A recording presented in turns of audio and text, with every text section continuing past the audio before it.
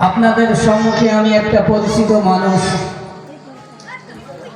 এসেছি সাকদা মাদ্রাসার জলসা ও গজল উপলক্ষে। আল্লাহ যতটুকু বলিয়ে নেবেন ততটুকু বলিব। এমন কিছু নিয়ে আসতে পারিনি, নিয়ে এসেছি একটু সালামের নজরানা আপনাদের সম্মুখে পেশ করব। আসসালামু আলাইকুম ওয়া রাহমাতুল্লাহি ওয়া বারাকাতুহু।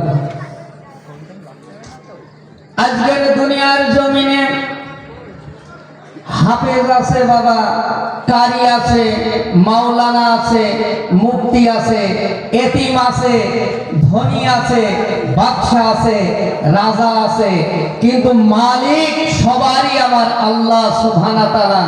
যার কাছে জিজ্ঞাসা করা হবে, এ বাবু তোমার মালিককে, মহান আল্লাহ রব্বুল আলামিন। বাদশার কাছে জিজ্ঞেস করা হবে, ও বলবে মালিক রব্বুল আলামিন। আমি সেই মালিকের গুণগান গাইতে এসেছি।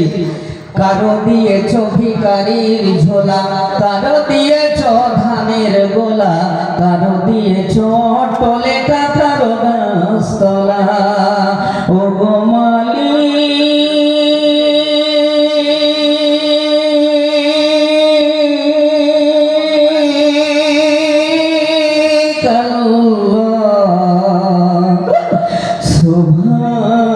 সুবহানাল্লাহ।